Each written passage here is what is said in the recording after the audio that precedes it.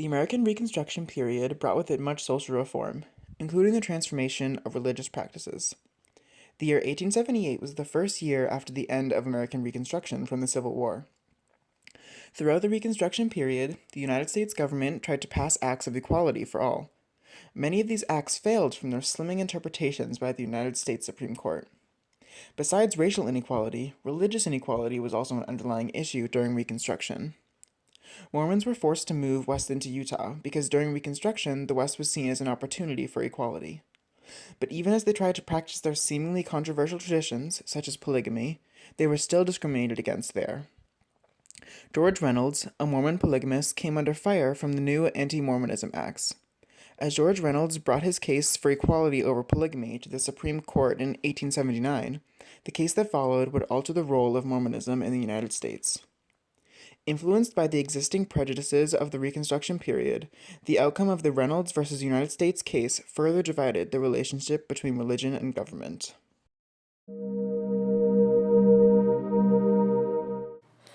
Hailing from upstate New York, the Mormons found themselves on a voyage west for freedom from religious persecution due to their controversial marriage laws. Once they landed in Missouri, the Mormons quickly came in conflict with the locals. Discord between the Mormons and other people from Missouri from 1831 to 1839, also known as the Missouri War, introduced tensions and ultimately large-scale violence, which ended with the forced removal of the Mormons from the state.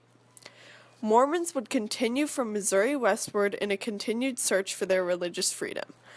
Under Brigham Young in 1847, the Mormons arrived in the Great Basin after having fled over a decade of mob violence in the East.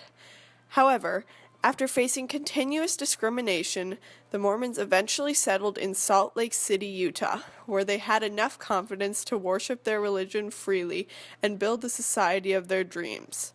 Their villages embodied the freedom of the West, with stable principles, strict health policies, and low crime rates due to a lack of a poorer class.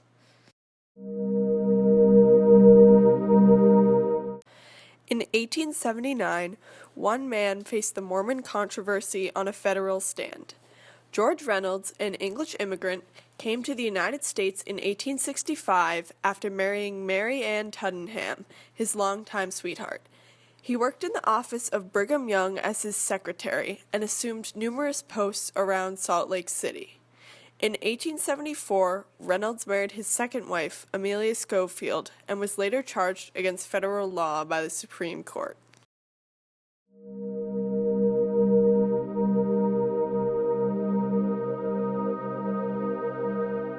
After being founded in the early 1820s by Joseph Smith, Mormonism did not receive much federal discrimination until 1862, with the passage of the Morrill Act. The Morrill Act was passed by Republicans in Congress in order to give states more land from the federal government. This land was to be used for agriculture and educational facilities. With Mormons residing in the outer region of New York, they stood in the way of this act. Although on the surface this act didn't seem to target Mormons, many people felt it was the beginning of Mormons' persecution.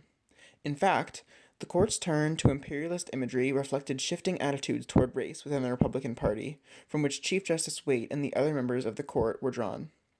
And while the courts seemed to be going against Mormons, their social perception wasn't positive either. Due to the dissatisfaction of Mormon women from their polygamous practices, Americans saw the Mormon society as strictly patriarchal and intolerant. After years of persecution, tensions would bubble over in a Supreme Court case that would alter the country forever.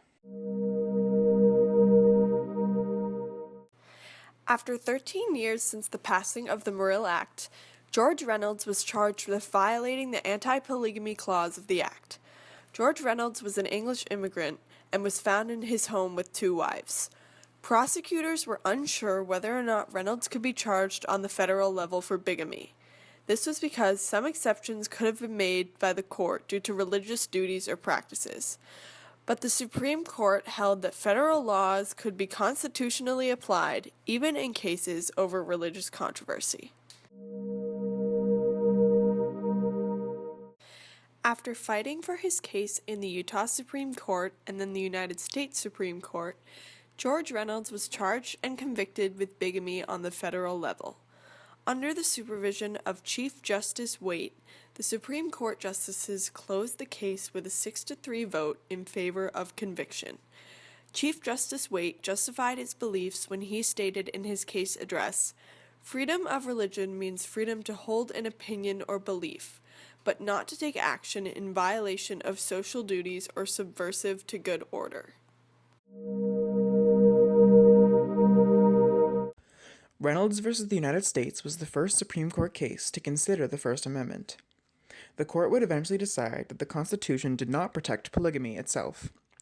The court proclaimed that the Mormons could believe in what they wanted to believe, but that they were not free to pursue actions against public interest.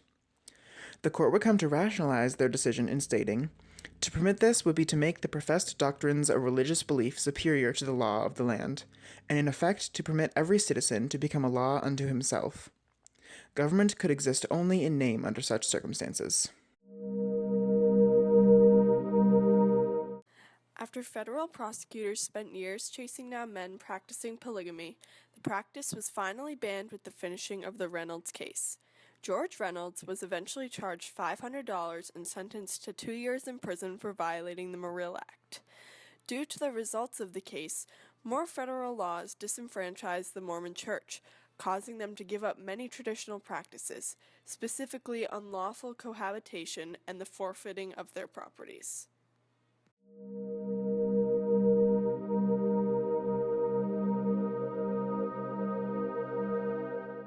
Divides between religion and government created from the Reynolds versus the United States case can still be seen in modern politics. It is commonly believed now that religion and government are two separate entities. No longer would a town or region be run by a church or a set of religious rules or beliefs, like polygamy. In fact, this distinction between protected religious belief and unprotected religious actions was followed for several decades, and the specific holding regarding plural marriage is still the law. Socially, qualms created involving a man's dominance over women, being that men could collect wives, were put to rest, especially after the women's rights movement. As a result of the failed Reconstruction period, the role of government and religion was altered from the Reynolds versus United States case.